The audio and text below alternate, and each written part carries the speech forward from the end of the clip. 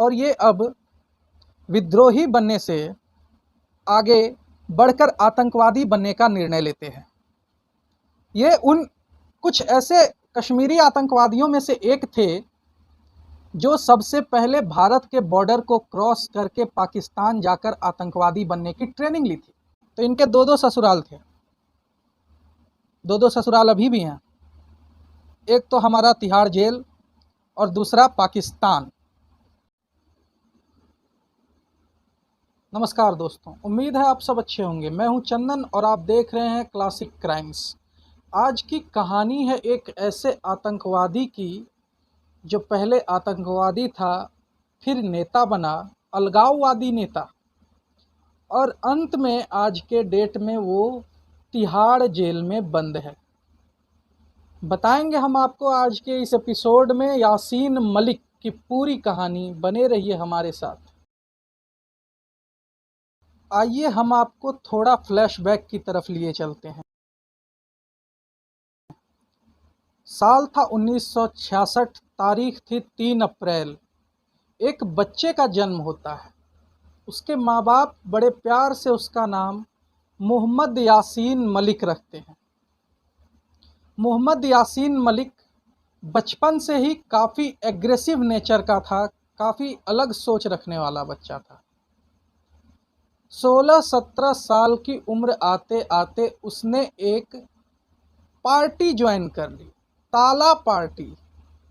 ताला पार्टी एक ऐसा युवाओं का संगठन था जो कश्मीर में अशांति फैलाने और विद्रोह करने के काम करता था। शेरे कश्मीर स्टेडियम में आयोजित होने वाले मैच भारत बनाम वेस्टइंडीज को साल 1983 में इसी ताला पार्टी के कुछ गुटों ने विद्रोह करके बाधित किया था, रोक दिया था। इनके पार्टी के गुटों में से एक गुट को लीड करने वाला एक 17 साल का लड़का था, यासीन मलिक। वो इस विद्रोह में सबसे आगे था। फिर आता है साल 1986। ताला पार्टी का नाम बदलकर इस्लामिक स्टूडेंट लीग कर दिया जाता है। इस्लामिक स्टूडेंट लीग ISL नाम बदल दिया जाता है और इसके महासचिव भी बदल दिए जाते हैं। इसके महासचिव उसके बाद बनते हैं मोहम्मद यासीन मलिक। ये इस्लामिक स्टूडेंट लीग वही पार्टी थी, वही समूह था जिसने कश्मीर की घाटियों में, कश्मीर की वादियों में काफ़ी विद्रोह किए, काफ़ी दंगे किए, काफ़ी लोगों को नुकसान पहुंचाया, मारपीट की, हाथापाई की। और इस लीग के, इस स्टूडेंट लीग के सचिव थे मोहम्मद यासीन मलिक। अब आता है साल 1988। अब इनकी सोच और आगे बढ़ती है और ये अब विद्रोही बनने से आगे बढ़कर आतंकवादी बनने का निर्णय लेते हैं। ये उन कुछ ऐसे कश्मीरी आतंकवादियों में से एक थे जो सबसे पहले भारत के बॉर्डर को क्रॉस करके पाकिस्तान जाकर आतंकवादी बनने की ट्रेनिंग ली थी। फिर वो वापस वहाँ से लौटते हैं, ट्रेनिंग लेते हैं, गोलियां चलाने की, लोगों की हत्या करने की ट्रेनिंग लेते हैं, छापामार युद्ध सीखते हैं और वहाँ से वापस आते हैं। फिर जब वो वापस भारत की धरती पर कदम रखते हैं, कश्मीर की धरती पर कदम रखते हैं, उसके बाद वो एक खुले सांड की तरह निर्दोष लोगों पर, भारतीय सुरक्षा जवानों पर टूट पड़ते हैं। चोरी छुपे सब पर हमला करते हैं। निहत्थे निर्दोष लोगों को तो सामने से गोली मार दिया करते थे और भारतीय सुरक्षा बल से सामने से लड़ने की ताकत तो थी नहीं। तो इसके लिए उन्होंने छापामार युद्ध का प्रयोग किया। छापामारी करके, भीड़ बना करके सुरक्षा बल के लोगों को, जवानों को किसी तरह से कैद में करके उनकी हत्या करते थे। 1990 में जस्टिस गंजू की हत्या भी इन्होंने ही की थी। नीलकंठ गंजू जस्टिस, 1990 में कश्मीरी पंडितों की जब हत्या हुई थी, उसी बीच जस्टिस नीलकंठ गंजू की भी हत्या हुई थी। उनका हत्या इन्होंने ही किया था। अब यासीन मलिक एक भेड़िए बन जाते हैं, एक ऐसे आतंकवादी बन जाते हैं जिनके ऊपर बस यही सवार था कि निर्दोष लोगों को मारना है, सुरक्षा जवानों को मारना है और इस्लाम का नाम लेकर के आगे बढ़ना है। बीबीसी के हार्ड टॉक इंटरव्यू में एक बार यासीन मलिक ने अपने गुनाहों को खुद कबूल किया था। ये ऑन रिकॉर्ड है, मैं अपने मन से नहीं बोल रहा हूँ। उसने खुद कबूल किया था कि उसने कई निर्दोष लोगों की हत्या की है। साल 1990 में जस्टिस गंजू की भी हत्या की, ये भी उसने उस इंटरव्यू में कबूल किया। IAF इंडियन एयर फोर्स के 4 जवानों की हत्या को भी उसने इस इंटरव्यू में कबूल किया था, माना था। सबके सामने सीना ठोक कर अपनी बेशर्मी का परचम फहराया था और लोगों को बताया था कि कैसे ये आतंकवादी बनते हैं, कैसे ये लोगों की हत्या करते हैं। अब आते हैं साल 1994 पर। धीरे धीरे इनका मन बदलने लगता है। हत्याएं कर कर के ये थक जाते हैं शायद, या फिर इनका और कुछ बड़ा करने का मन होता है।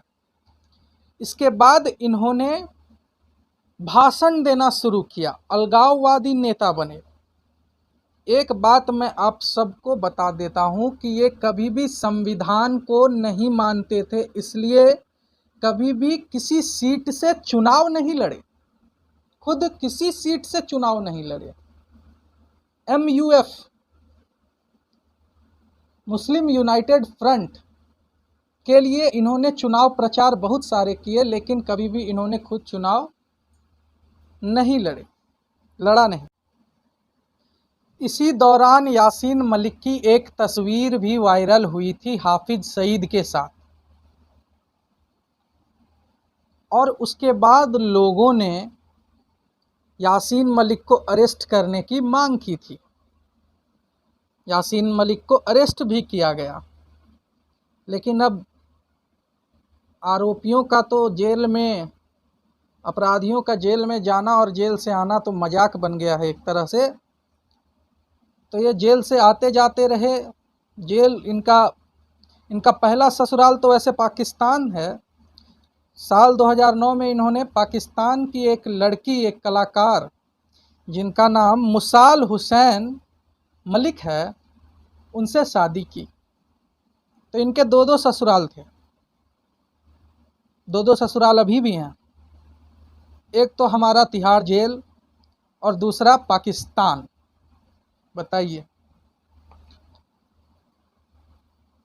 तो हाफिज सईद के साथ जब तस्वीर इनकी वायरल हुई, तब लोगों ने इनको अरेस्ट करने की मांग की और फिर इनको अरेस्ट भी किया गया। इस पर कुछ मुकदमे भी दर्ज हुए, जिन मुकदमों में एक मुकदमा ये भी था कि रुबिया सईद अपहरण मामले में भी इनका नाम था। रुबिया सईद मोहम्मद मुफ्ती, कश्मीर के तत्कालीन गवर्नर मोहम्मद मुफ्ती की बेटी थी, उनका इन्होंने अपहरण कर लिया था। इस मामले में भी उन पर केस चल रहा है। अब आते हैं आज के दौर में। अभी यासीन मलिक जेल में हैं, उन्हें उम्र कैद की सज़ा सुनाई गई है।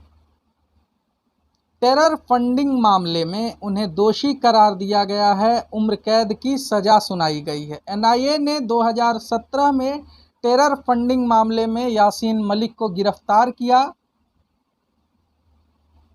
और 2022 में कोर्ट ने उन्हें, यासीन मलिक को, टेरर फंडिंग मामले में और कुछ ऐसे मामले थे जिन सब में मिलाकर उन्हें उम्र कैद की सज़ा सुनाई है, फांसी नहीं हुई।